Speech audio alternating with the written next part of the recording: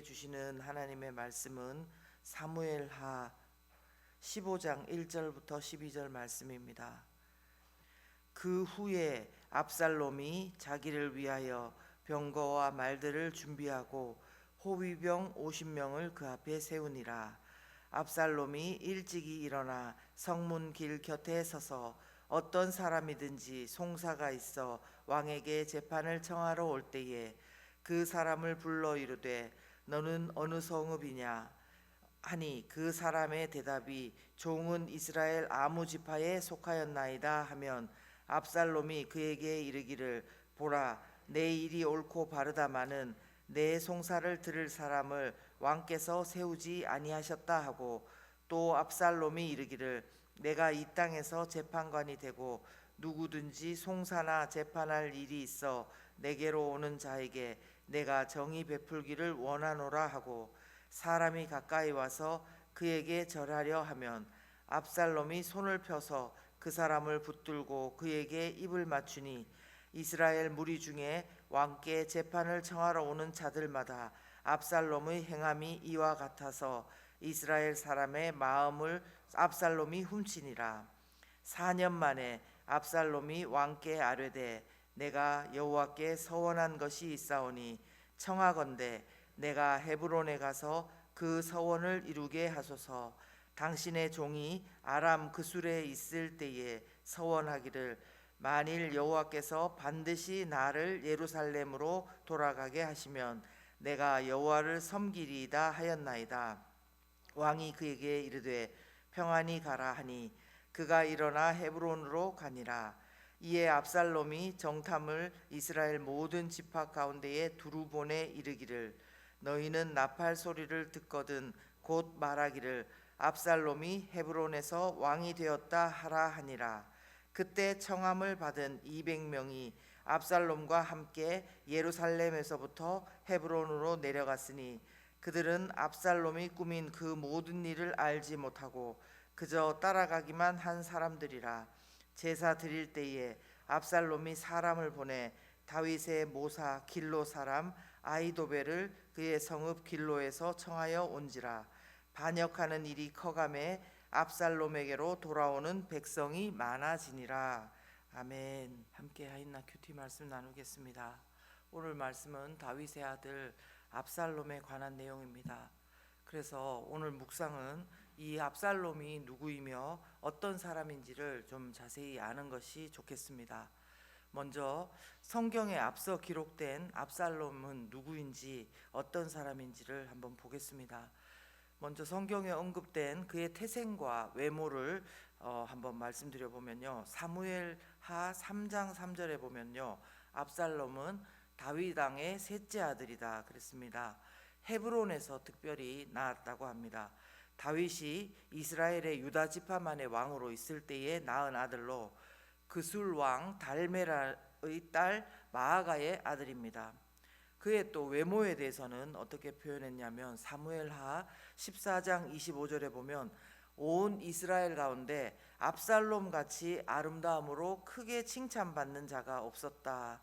그는 발바닥부터 정수리까지 흠이 없었다. 얼마나 잘생겼으면 발바닥부터 정수리까지 흠이 없었다. 이렇게 표현했습니다. 이것은 마치 아버지 다윗의 외모를 사무엘상 16장 12절에서 그의 빛이 붉고 눈이 빼어나고 얼굴이 아름답더라 이렇게 했는데 압살롬도 아버지와 같이 외모가 탁월했던 것 같습니다. 그리고 그가 어떤 성격의 소유자인지를 드러내기 시작하는 사건이 하나 있습니다. 바로 앞에 우리가 묵상했던 사무엘하 13장의 사건입니다. 자신의 누이 동생 다말을 범한 암논을 증오하던 압살롬은 그 일이 있은 후에 만 2년이 지난 시점까지 기회를 기다리다가 양털 깎는 날 모든 아들들을 다윗 왕의 모든 아들들을 초대해 놓고 자신의 부하로 하여금 암논을 술에 취해 판단력이 흐려졌을 때 죽이는, 그러니까 나쁜 일을 해도 아주 주도 면밀하게 서두르지 않고 그렇게 정확하게 그렇게 원수를 갚았던 그런 사람이었습니다. 자, 그러면 오늘 본문에서 압살롬은 어떤 사람으로 나옵니까? 오늘 본문에서도 그는 여전히 주도 면밀하고 서두르지 않고 자신의 목표를 이루어가는 모습입니다. 그의 목표가 무엇입니까? 왕이 되고자 하는 그 목표죠. 근데 그래서 그는 사람들에게 자기가 어떻게 하면은 왕의 후계자로 먼저 어필할 수 있는지 잘 알았던 것 같습니다. 1절도 한번 보시면 그는 뭘 준비했다고 합니까? 병거와 말들을 준비하고 호위병 50명을 그 앞에다 세웠다는 거죠. 이것은 자신의 사병을 가지고 있는 거기도 하지만 당시 상황에서 이렇게 병거와 말 그리고 말 앞에 50명의 호위를 두는 것은 왕이나 왕의 후계자들이 그 권세를 드러내기 위해서 하던 것인데, 압살롬은 어떤 그런 권위를 인정받기도 전에 자신이 다윗 왕의 후계자로 된 것처럼 백성들에게 그렇게 보이게 그렇게 어필하기 시작했다는 것입니다.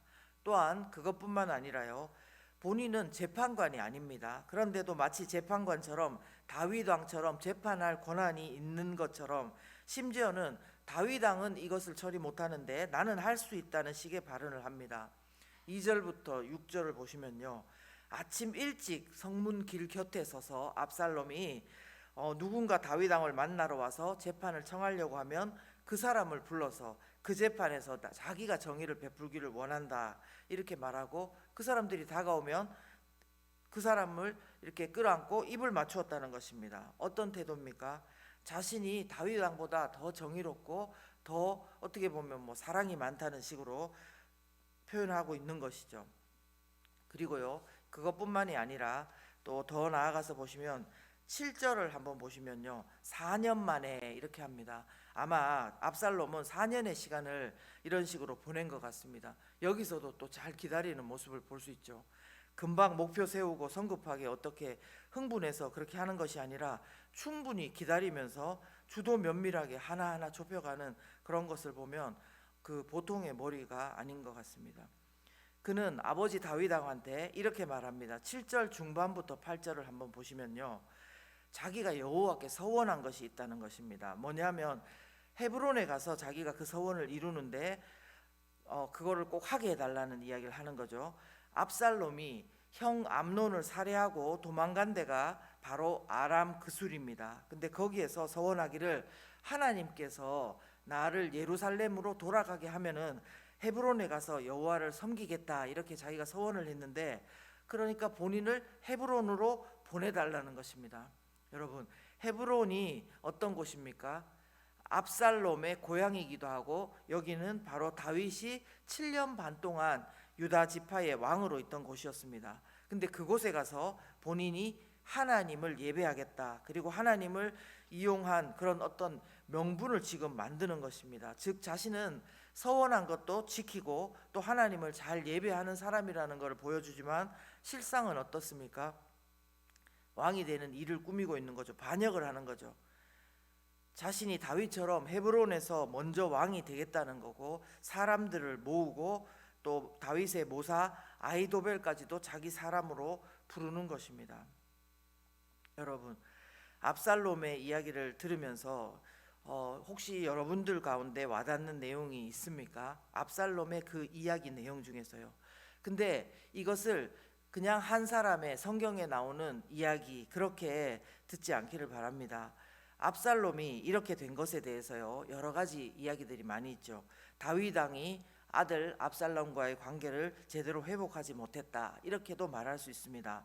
그러나 이 압살롬의 모습은요, 하나님과 인격적인 관계가 끊어진 사람의 모습, 하나님과 인격적으로 관계가 끊어진 사람의 모습, 하나님을 주님으로 따라가지 않고 동행하지 않는 우리 성도들의 생활 방식을 정확하게 우리에게 보여주고 있다는 것입니다. 우리가요, 하나님과의 관계에서 말씀으로 늘 우리 자신을 돌아보고 수정하고 회복하지 못하게 되면 다윗과 압살롬의 관계처럼 하나님을 적당히 필요한 시점에 이용은 하려 하되 정말 마음을 나누고 함께하고 또 하나님의 나라의 귀한 대사로 그리고 군사로 그렇게 살아갈 수는 없는 것입니다. 주도 면밀하고 목표를 이루기까지 잘 기다리고 계획을 세우고 하나하나 해나가는 것은 절대 나쁜 것이 아닙니다. 이것은 생각이 깊고 목표 지향적인 행동 방식이며 크게는 하나님께서 주신 그 사람에게 주신 달란트겠죠.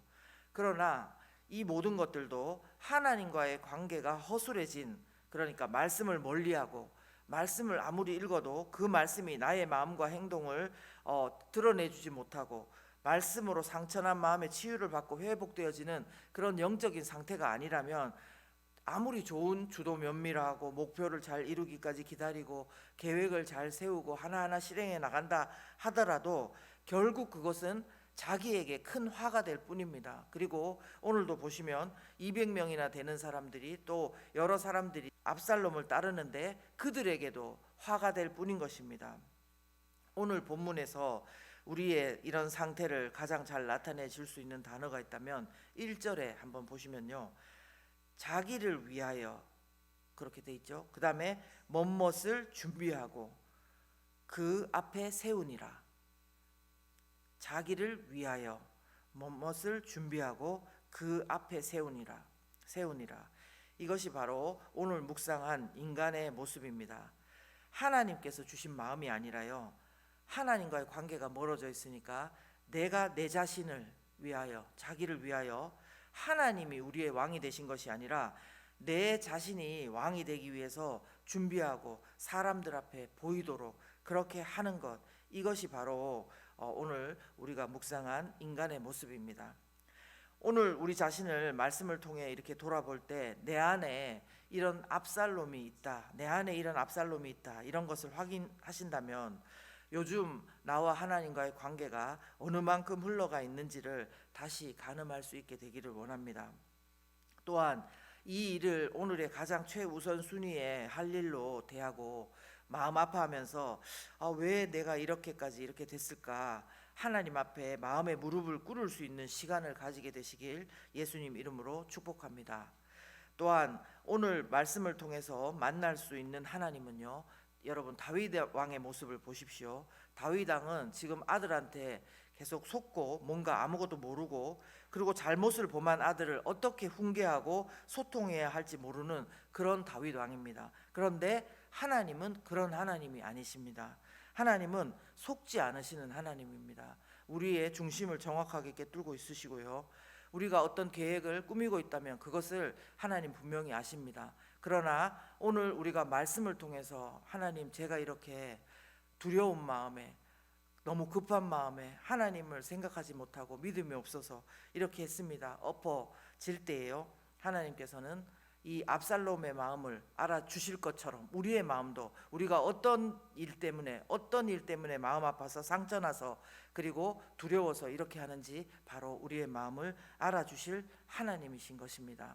속지 않으시지만 우리의 중심을 보고 또 우리의 사정을 알아주시는 그 하나님, 우리 함께 또 만나는 귀한 아침이 되었으면 좋겠습니다. 이 시간 함께 기도하겠습니다.